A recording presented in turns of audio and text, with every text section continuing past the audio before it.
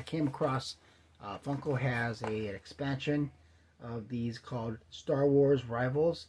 It's part of a interactive playing game using these figures, like kind of like chess pieces.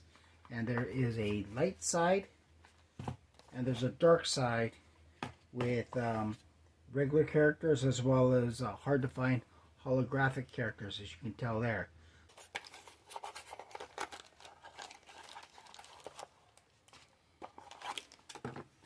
So rather than being surprised, you just get it. And so what you get out of this one. On this one, we got Han Solo.